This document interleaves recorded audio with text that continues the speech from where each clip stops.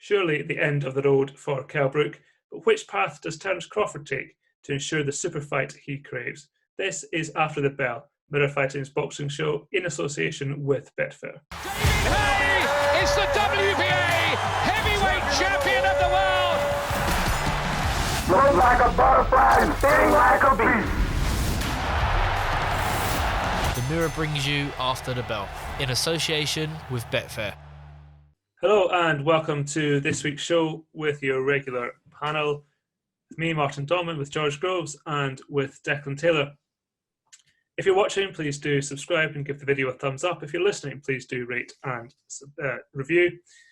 This week we'll start in Las Vegas with Kell Brook's fourth round stoppage defeat by Terence Crawford.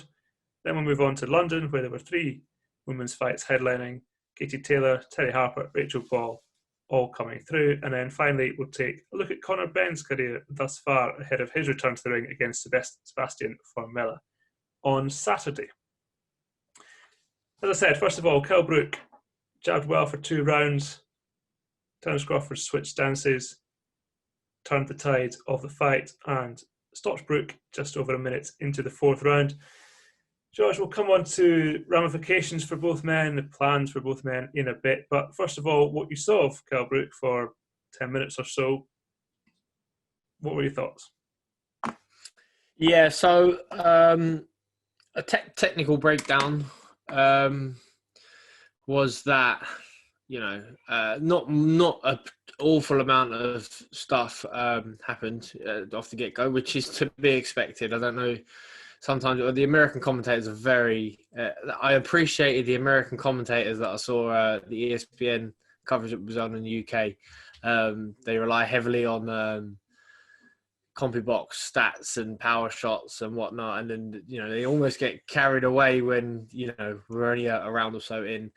But Brook shaped up well. Crawford decided to come out in the orthodox stance, which was picked up by the commentators, and didn't really impose himself in the first round or two. We know he swapped stance, he changed stance from the southpaw stance with the reach advantage.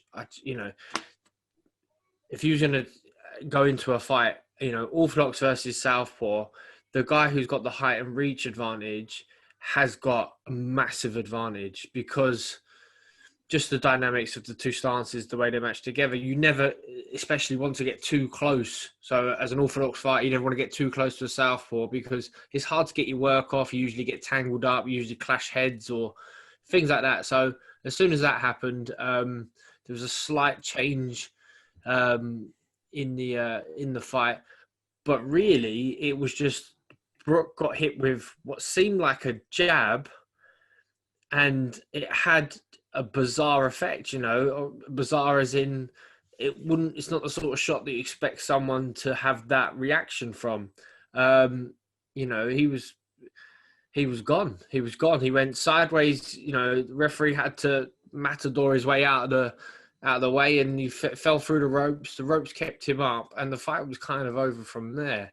In the replay, it did show that the shot, it was a straight arm shot, did land in the eye. Again, I don't know whether there's anything to that. Obviously, he's had the eye injuries before.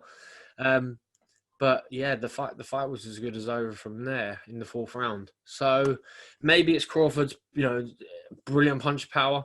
Maybe it's just that Brook's punch resistance is sort of faded now over the years. Or it just might have been one of them freak punches that finishes the fight. I don't know. But some ways a shame for Brook because he was shaping up well enough, and for the fight fans, we'd like to have seen how it would have panned out a bit further. But it seemed like, without being too cruel on Kell Brook, like that as soon as a big shot landed, it was going to be over, and it was over. And then for you're questioning his punch resistance, and then what leads on to the next bit is the next question is, where do you go from there? We'll come to that shortly. Deck, it was a kind of a strange punch. What were your thoughts over the first 4 rounds, or the 4 rounds? Yeah, I mean, we always hear, almost, it's true really, that Terence Crawford's a slow starter, but you'd never think that with a 4th round stoppage. But actually, he did start pretty slowly. He was quite happy to, seemed quite happy to sort of lose the first couple of rounds, really. He was behind for me. But it obviously made no difference to him. Like you say, then he switched stances and then he landed a pretty innocuous looking shot at first, but actually the replay showed it was beautifully timed and it was on, I'm not on the button, but it was on a button on Kell Brook's face, which is that eye area. And you've got to wonder whether, like, this is a guy who took some real stick from Golovkin at middleweight over 5 rounds and he got the towel thrown in. So to get caught by one shot, send him spinning across the ring and ending a fight against a guy who's come up from light welter, you've got to think it's a punch resistance job, maybe over the years and those bad injuries he's had to his face.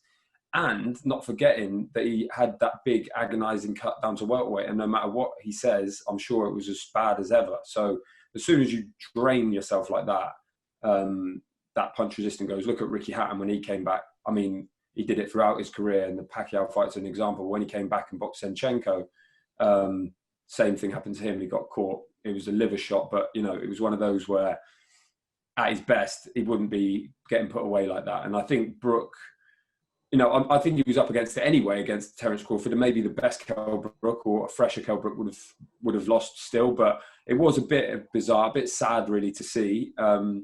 And who knows, maybe it was just a beautiful shot, and even the best Kell Brook would have reacted like that. But that wasn't my thinking. A bit of a shame if you're in the Kell Brook business. But yeah, I mean, Terence Crawford, he's exceptional, isn't he? And that was, like we said before, could have been up there with his toughest test. It didn't turn out like that, but he came through it, and now he's looking for something mega. I mean, there were doubts going in, or at least unanswered questions. What had the weight cut taken out of him?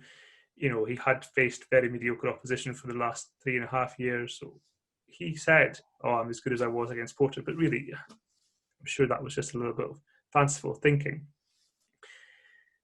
What are people thinking this morning? If they haven't seen the fight, they've woken up, they've seen Kell Brook in the 4th round stopped. And I'm thinking people like Dominic Ingram, people like Eddie Hearn maybe, people who have kind of were in the Kell Brook business, but are no longer in the Kell Brook business. My suggestion would be they'll be like, oh yeah, of course he'd got beat in the 4th round. Yeah, I mean, the fact is that neither of those people and a load of other people expected him to win. So they would be waking up going, not surprised, basically. I think the 4th round stoppage is a bit strange because it wasn't like Crawford flew out of the blocks, beat him up and stopped him in 4 rounds. It was just like that. He was getting control, I thought, of the fight and when he switched stances. But it's not a good look. It's not great, is it? Because, and like you say, Brook did say that he's better than ever and he's fit and everything like that. He's obviously going to say that. I mean, I'm sure everyone would say that in that position. So yeah, I'm not sure. I think there'll be a lot of people not surprised by a stoppage in the 4th round.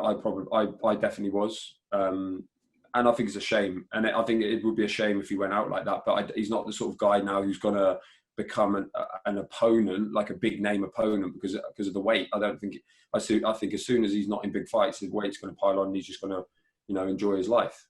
I don't know if George would agree with that. I don't see him sticking around for anything that's not massive. Yeah, I mean, I'd go along with that, deck.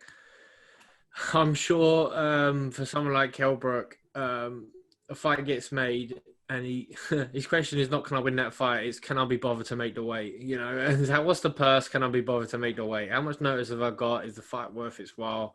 What's the prize money? And then is it worth me making the weight? Maybe it was just for him a feeling of, I want to roll back the clock and try and make up for some lost years. I'm going to come back down to welterweight where all my success was. I'm going to beat this fighter that everyone's raving about, and then put right everything that's gone before. But it's hard now because, like, with hindsight, as you say, you wake up in the morning and Kell Brook's been beat away from home. During these COVID times, it looks like he's been sent out there all on his own, and he gets stopped in the 4th round. And in many ways, for me, it's even worse that he wasn't just bashed up for 4 rounds and stopped. It wasn't much in the fight, and the second that something lands, his punch resistance is gone, and the fight's over. And then if I am, someone who's been part of the Brook team for years and years and years, and now I'm not, I've let him go out there on your own, there might be an element of guilt there. As a promoter, manager, trainer, or someone like that might be like, have I left him? Have I left him high and dry here? He's his own man, of course, and he'll make his own decisions, and hopefully he's got paid pretty well from it. But in the build up, he said he let slip that he's fighting him now. He would have got more money for fighting him, obviously with a crowd, not behind closed doors. So you're hoping that the money was there for him. It wasn't just the love of boxing, because it did have a big effect, that shot. You can see his head and his neck. It doesn't roll, but there's a big, it has a big impact. And you hear him straight at the end of the fight say, "What happened?" So he's concussed from that punch because he doesn't even have, I've been there where you go, "What happened?" But you've got off the floor. You get that bit comes back to you. He wouldn't even have had that. So we were like, "Why is the fight over?" I don't know. Even Crawford just sort of seemed a little bit subdued and concerned at the end of it. It's a shame. It's a shame. And for Kell Brook, I don't know where he'll find peace and solace now, but I can't see him being highly motivated for lower key fights. I can't really see where what's next for him, just for his own temperament. We have to wait and see, I suppose. It's a good point about his team. Do you think I know his dad's obviously heavily involved, so presumably they will talk, but does he have someone in his ear just helping him, or at least there, listen, if you need my advice, I'll help you along? Has he got someone there to tell him how to just sort of deal with things now, whichever direction he decides to go? Yeah, I think that's the role of his dad. And they're obviously extremely close and have been throughout. And it was his dad who spoke to Eddie about the matchroom deal and about the potential Amir Khan fight and all that sort of stuff. So, and you would assume that his dad's got his best interests at heart, and he'll be overcautious, if anything, and say, okay, maybe that's enough, or whatever it might be, whatever decision is made. He had Greg Marriott, who's his long-term nutritionist, the sort of Ingle Gym house nutritionist with him, so it wasn't totally left high and dry by that stable. So that's another confidant. See, his new trainer is new on the scene. He'll have an opinion on it, but it won't hold much weight in terms of like the long-term career of Kell Brook. But yeah, I would hope that his dad, they'll have a chat. I'm sure everyone, after they get beaten, has a different way of dealing with it, but they'll have a chat. They would have had a chat afterwards this week. I'm sure it'll be a pretty dark time for Kell, to be honest, because, like anyone losing, especially in that fashion, and particularly if it is looking like it's kind of the end. So yeah, you would hope that he does have that support. I'm sure that even if he goes back to Dom, like he'll go back to Sheffield, and it's not like they've fallen out as far as anyone can tell. It was more of a logistical, maybe financial decision, but whatever it wasn't like some big split like Brendan and Naz, for instance. So, he's still got Dom as a mentor as well, and I'm sure he'll have an opinion on it. And yeah, he's got a family at home and stuff. I think he'll be all right in that sense. He's not on his own in that sense, but I agree with George that he was on his own last night, really, and his dad was there, but it was a new team and it was a new thing and it was a totally new vibe for him. And yeah, that wouldn't have been pleasant, particularly with that sort of ending. Do we have to ask questions as to why after he lost to Spence, it was fairly obvious he was going to move up in weight? Maybe it's on him, maybe it's on promoters, I don't know. But do we have to ask questions as to why over those 3 years he fought the opposition he did instead of mounting a challenge for a world title at that weight, just to try and become a 2-weight world champion?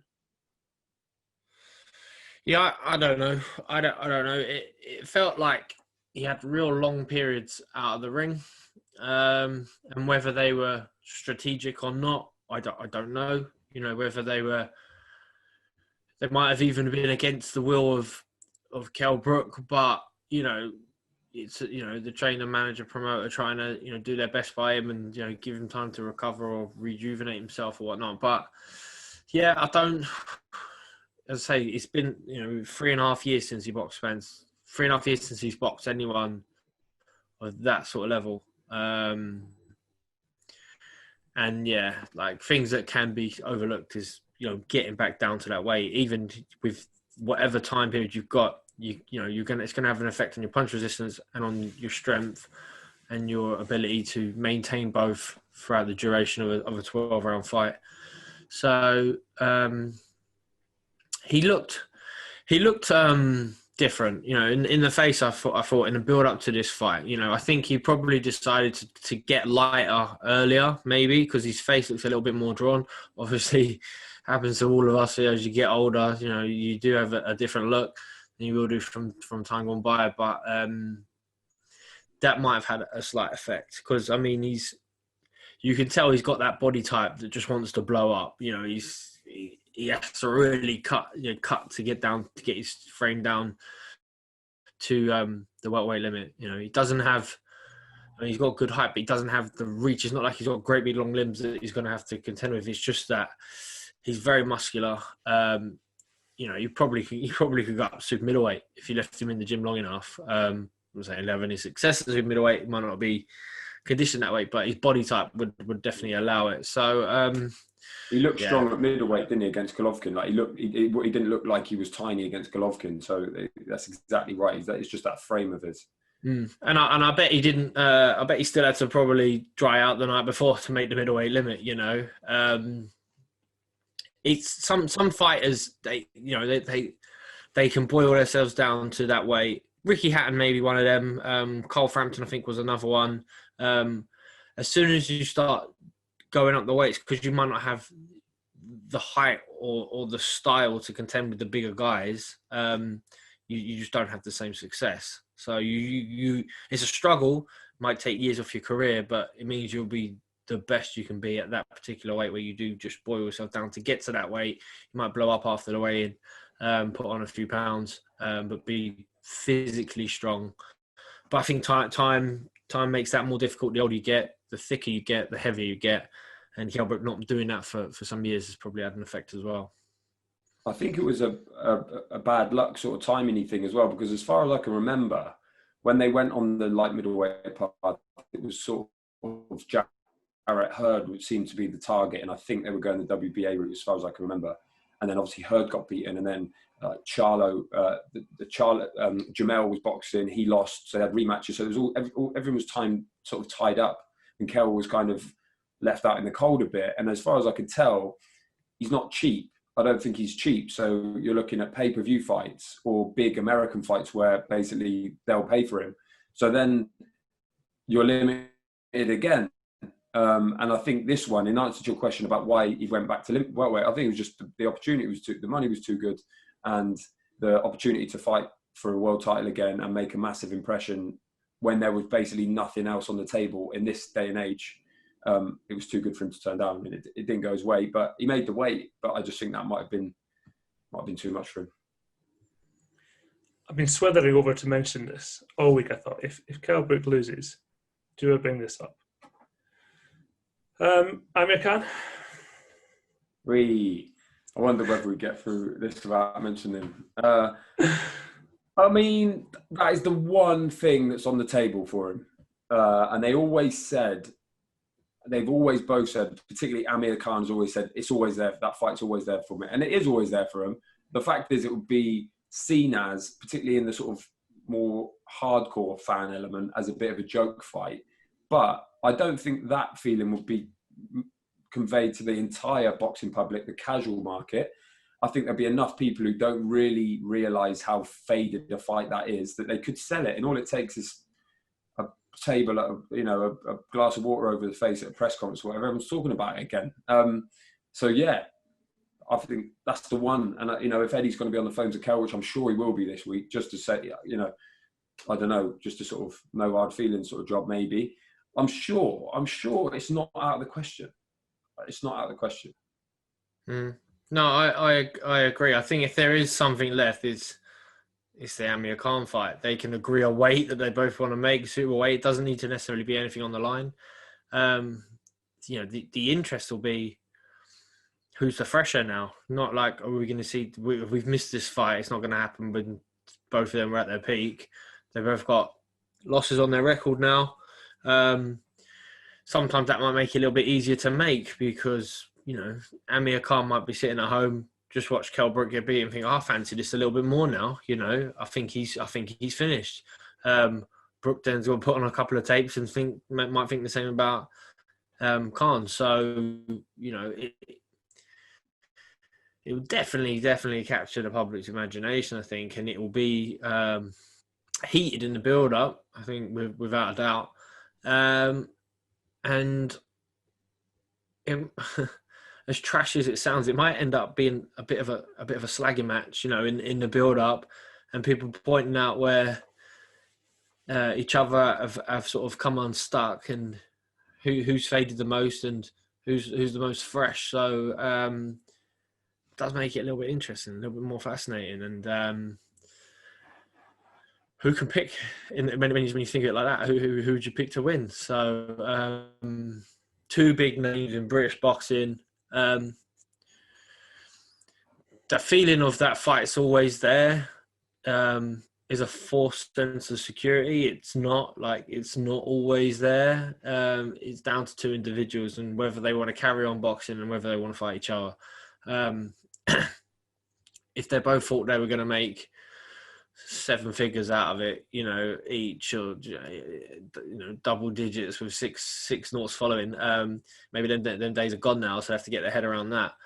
But if they want to roll the dice on a split at the pay-per-view, which might be easier to agree now because they've both got losses on their record, then that fight could take place. And without being too cruel, almost like a bit of a guilty pleasure, you'd love to see it with no world title fights, just because they just don't like each other, just because that's been brewing for so long now.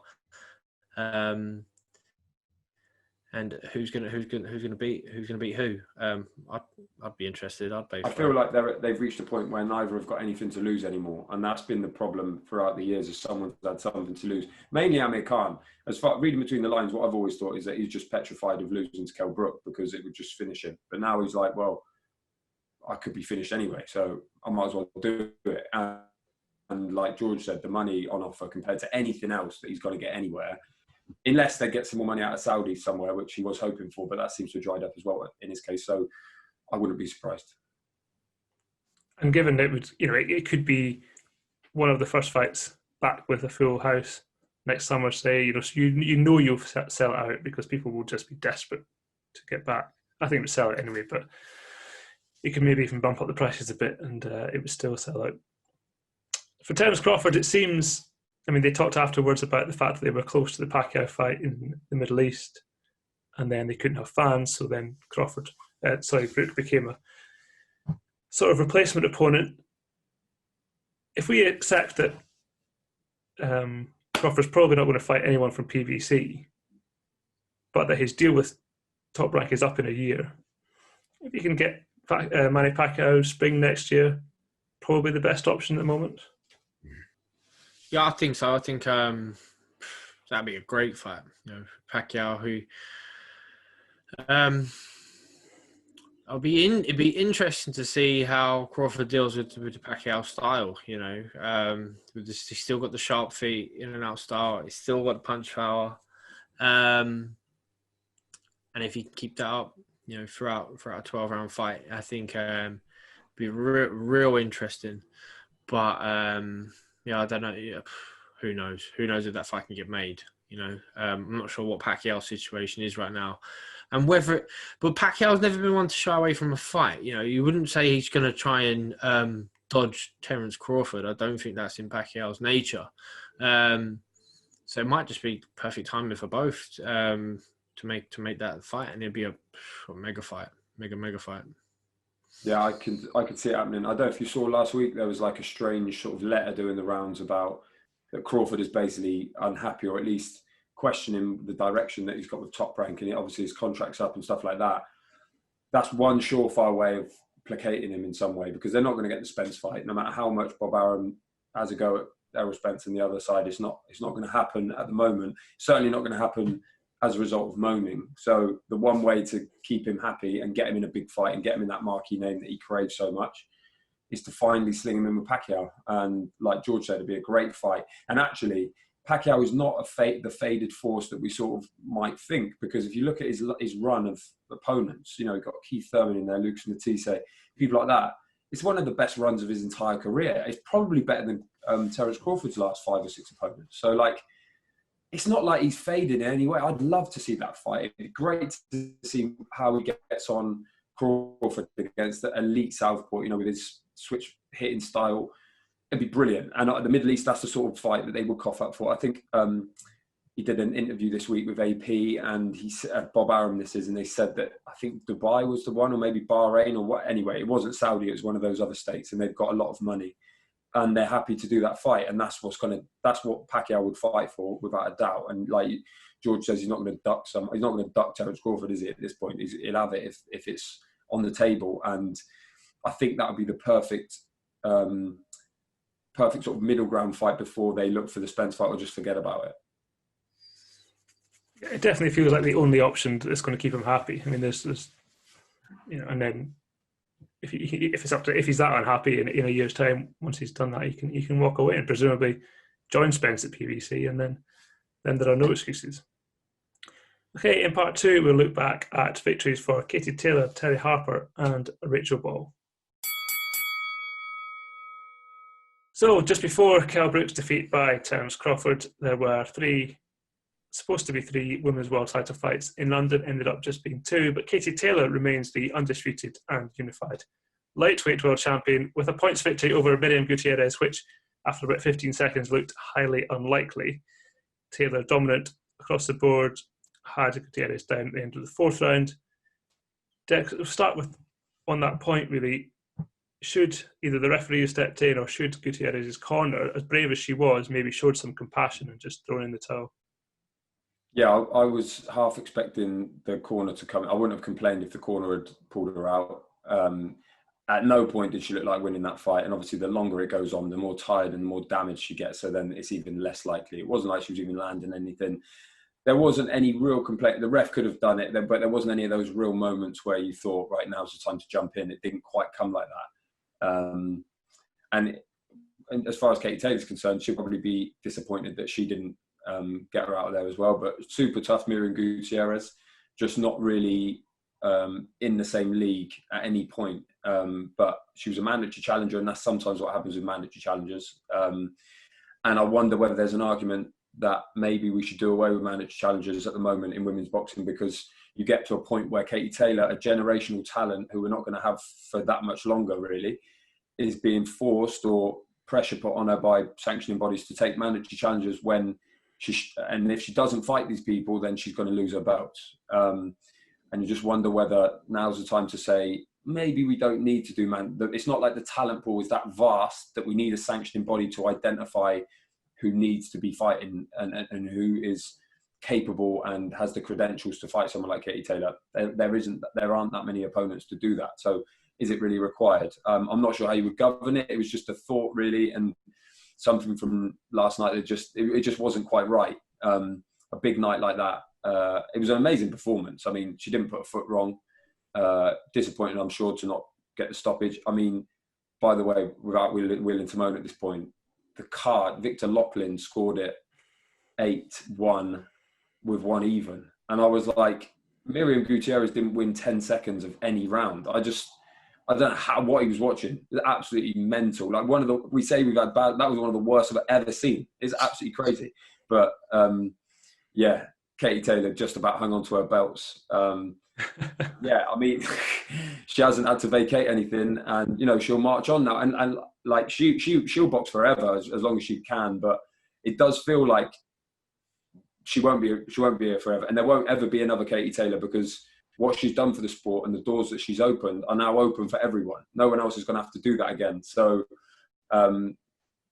yeah, and she'll fight anyone. There's names out there that float around constantly, but if mandatory challenges are lined up, she's going to have to take care of them. and then we might miss bigger fights. But yeah, in answer to your question, Gutierrez probably should have been stopped at some point, and amazing performance from Katie Taylor, as we always say. I mean, the good thing about this mandatory, at least, was Katie Taylor might not have fought again this year had she not had it. So she squeezed it in, if you like, and it led to the creation of this women-heavy card, which was, put out for free across social media and on Sky Sports as well. So it kind of fitted very nicely. But she's got 4 belts, so presumably at some point the other 3 will be called. So here's the question. I mean, let's assume we're not going to lose mandatory challenges anytime soon.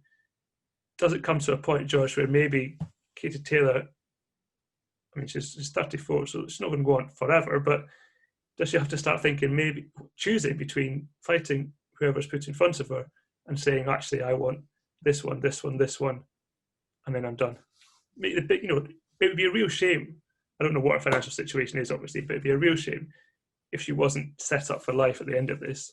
Maybe now is the time to make sure that is definitely the case. Yeah, no, I think appreciate Dec's point, and it is a really good point. They don't have the depth of competition that you get in the men's boxing. So mandatories do seem a bit bizarre, but also they do add the added value of an opponent sometimes is not necessarily that recognised, but this is the fight we need to watch because a champion has to defend against their mandatory. So, but Kate Taylor, if she had say 3 of the 4 belts and she was chasing that last one and mandatories were getting in the way, then yeah, that would be a problem. But I think if I was Katie Taylor, she's number 1 in the world. She's got all the belts. You chase now. You just chase the bigger fights. You find the big fights, and if there isn't quite a big fight on the horizon, then you keep busy with a mandatory. So if I was her stage of her career, that would be sort of my mindset now. That she's not, trying to dodge that awkward mandatory that you get. Like every now and again, there'll be a champion who's got to fight this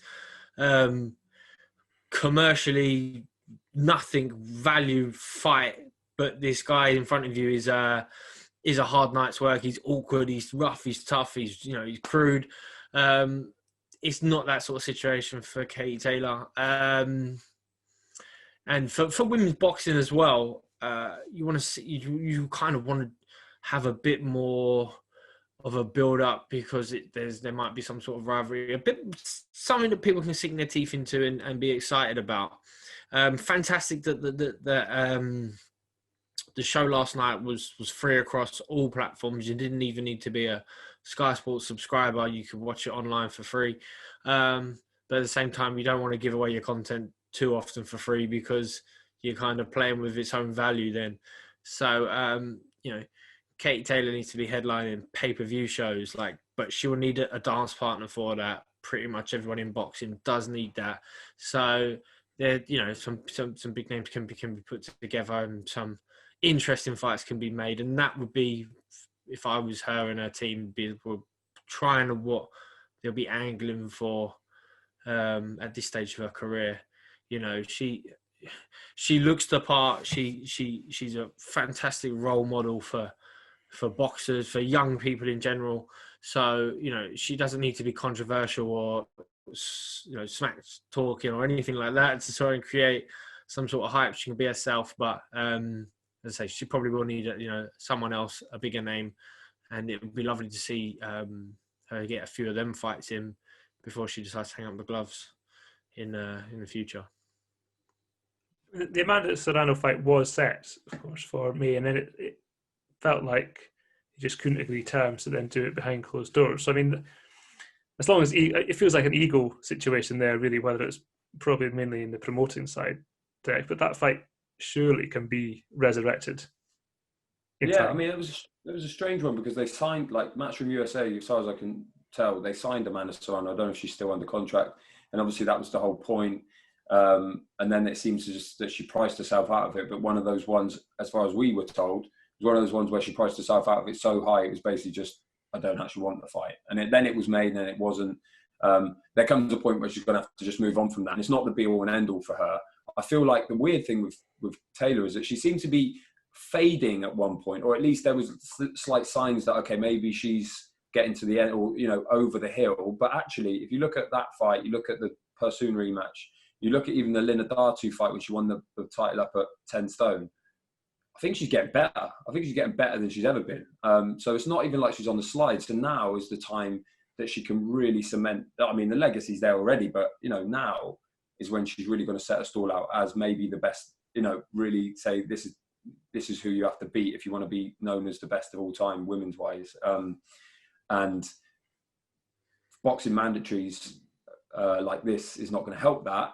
But there are only a few names out there. So I feel like it would come to a point where she would drop the belts if she had to. I feel like Jessica McCaskill's a good fight for her as well. She's beaten her already, but now she went and beat Cecilia Bræk, who she's a unified welterweight champion, go up and win another title at welterweight. That'd be three weights in the can. And I feel like they would drop the belts to do that if they had to. And also maybe the sanctioning bodies would be a little bit more lenient, because, I mean, I don't know how it works on the women's side, but the fact that Rachel Ball and Guanini sort of went from one weight to another was a bit strange. You know, there's obviously rules that can be bent, and that kind of happens. It happened with Floyd Mayweather. I'm sure it could happen with someone like Katie Taylor. And yeah, I just think we got to... It's not even a case of putting pressure on, because Katie and her team are all about trying to get big fights because they're not interested in anything else. But we just got to hope that's what happens, because there'll be mandatories thrown from every angle now. Yeah, and another name constantly mentioned is Chris Cyborg of MMA fame. I guess that's almost an indication in itself that there might not be too many big names in boxing if we're talking about a crossover fight. I'm sure it would do. Well, I'm sure both women would make money, and I'm sure it would be well watched. But I think it still feels like it's a boxer against a very Holly good boxer against her. Mentioned at one point. Yeah, I don't know. at least she did box. Yeah, she boxed, and that was her thing. And Heather Hardy was another name that seemed to have fallen by the way. It almost feels like Katie Taylor's actually gone beyond these people now, and it wouldn't. So now you've got to think bigger.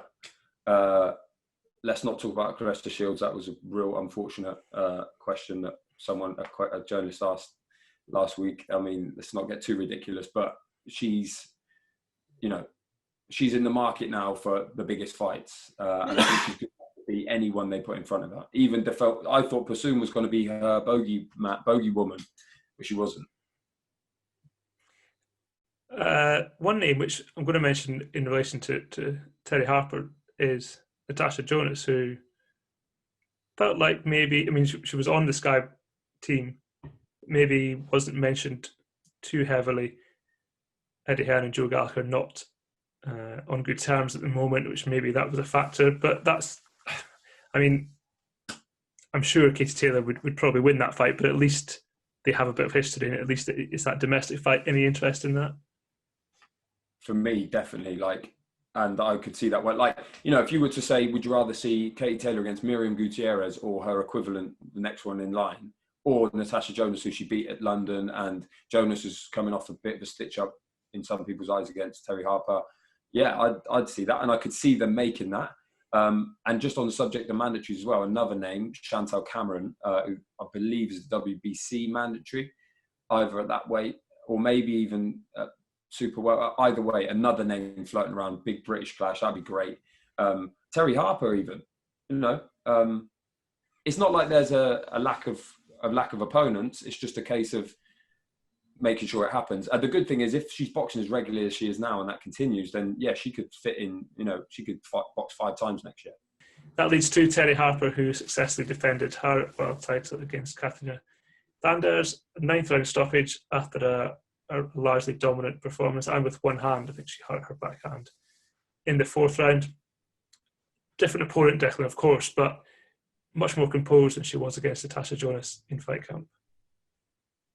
Yeah, I even thought she looked nervous, on the ring walk and stuff, and I was a little bit concerned. But yeah, she boxed amazing. Like you say, she hurt. Never mind hurt her hand. There's pictures on Instagram. She snapped one of her main metacarpals, a proper injury, and then she obviously boxed on and got the stoppage as well. Lovely body shot.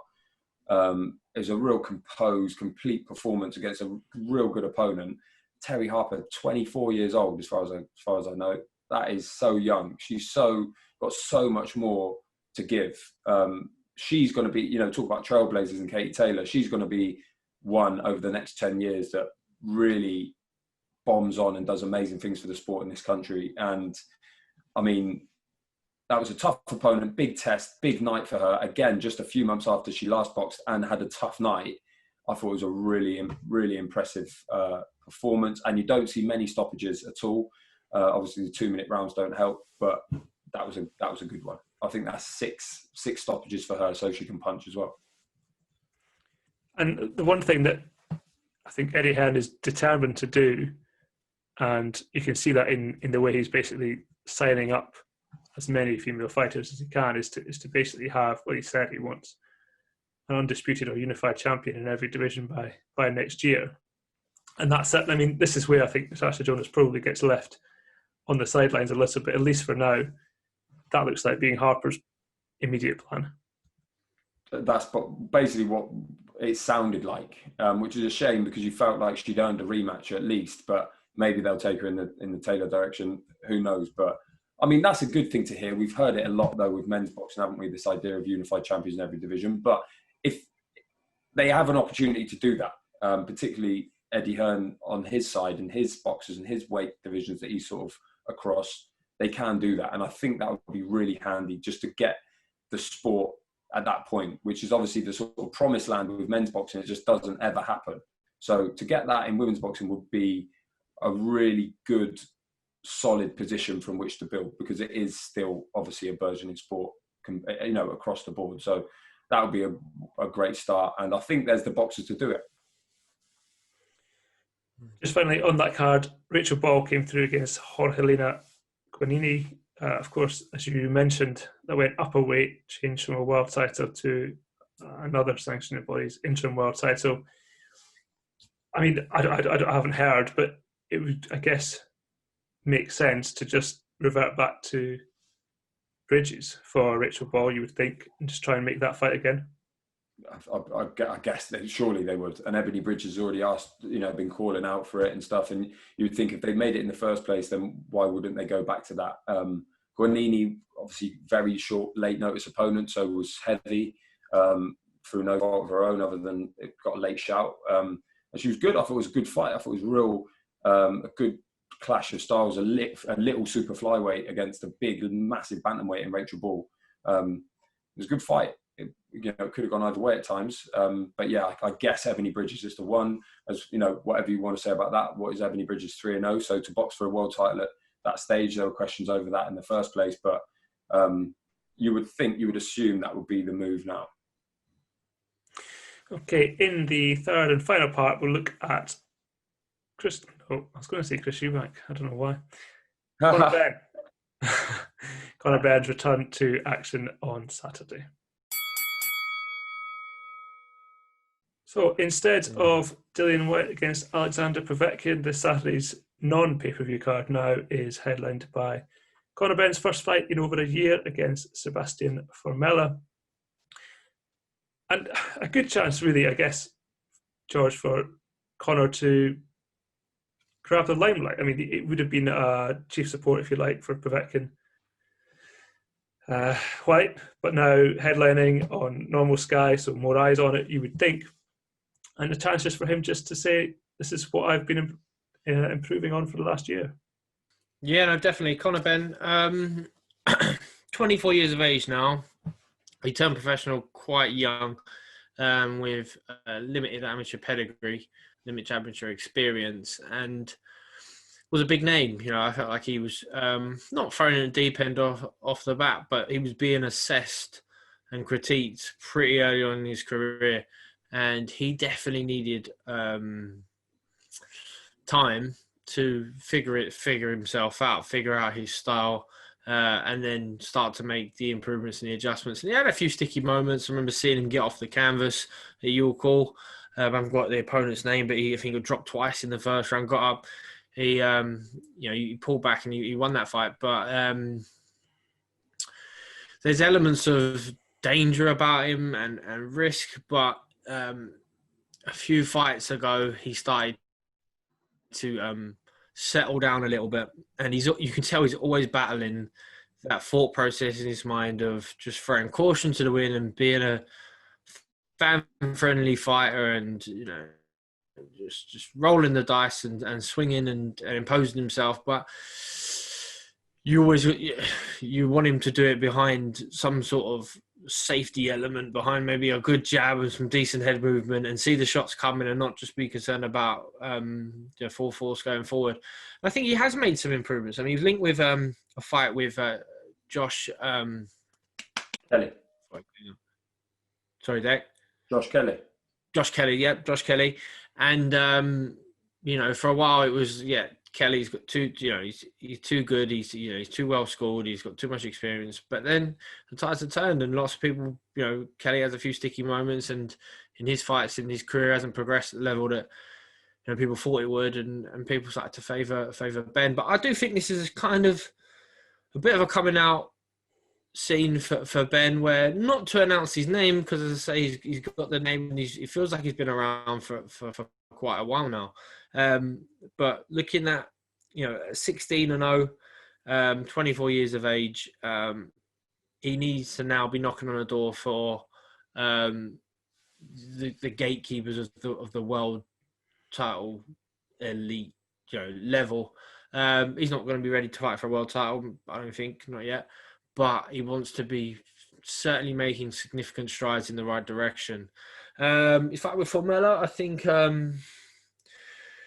on paper, is a good match for him. A good match for him. Formella. It doesn't seem like a huge puncher. Went points with Porter a few months ago. So, we've seen what he's up to a few months ago. And I'm sure Conor will be buzzing for the occasion. He's kind of lived in the limelight, I suppose, being son to Nigel Benn, and I don't have a direct line with Conor, but I'm friends with his strength conditioning coach Dan Lawrence. Speak to him regularly, and they know that they're really excited about the fight and the platform and the opportunity to headline. So I see, for me, with Conor Benn, it's always just how to keep his head on the job and keep him focused. His biggest challenge might be a mental one as opposed to a physical one. Whereas can he stay engaged and with his mind on the task at hand and not make any mistakes. Alleviate mistakes from his performances.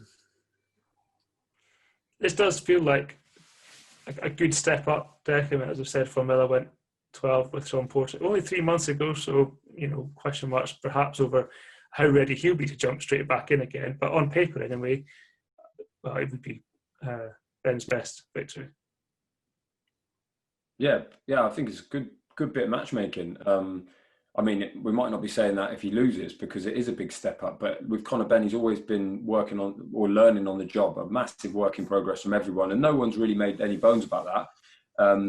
But this is a big test for him. But to be honest, he's been served up big tests before. Like George said, he got floored a couple of times. Got lucky really in that decision against Cedric Peno, and then people were writing him off in the rematch. Went and did a job.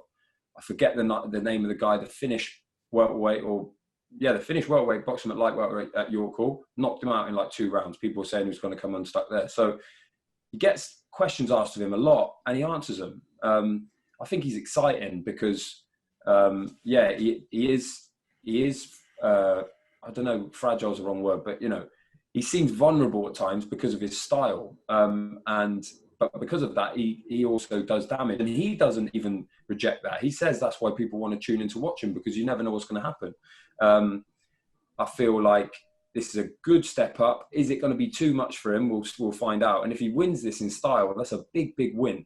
And then we can sort of say, okay, he's not just a son of someone else and a bit of a novelty act, because he's a proper fighter. I think he's proven that already, but some people still question whether he's got the ability to go all the way. And like George said, the Josh Kelly fight, people laughed that one out of town because it just seemed like they're miles ahead. But really, are they? And how would Conor Benn do it in a fight against someone like Josh Kelly? I think Formella is a really good one. It's been thrust right under the limelight because of the cancellation of the heavyweight fight. But I feel like Conor Benn is someone who can deal with that. It's almost like he's always had to battle that. The two things. One is you're the son of Nigel Benn, so you get all this opportunity, and no one else in your position with 15 amateur fights in Australia or whatever would get this sort of opportunity. But at the same time, the pressure comes, so you have to juggle those two things. I think he's done it really well. Like George said, he seems to with Dan Lawrence, his strength and conditioning is absolutely. He seems like in amazing shape. He's been learning and just grinding away on the boxing side as well. And I feel like almost like what you mentioned at the start, it's his chance to prove what he's been working on. And at his age and at his stage in his career, it should be a whole amount has been, put in the tank over the last year. Is Formella too good for him though? We'll find out. I think it's a good fight. I'm looking forward to it. Agreed. And on that note, we will finish for this week.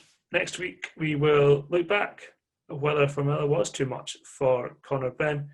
And then we'll look ahead to a huge heavyweight domestic clash with potential world title ramifications down the line as Joe Joyce takes on Daniel Dubois. And maybe, just maybe, we'll have to mention Mike Tyson against Roy Jones Jr. Thank you, gents. Thank you, everyone, for tuning in. Until next time, please do join us then.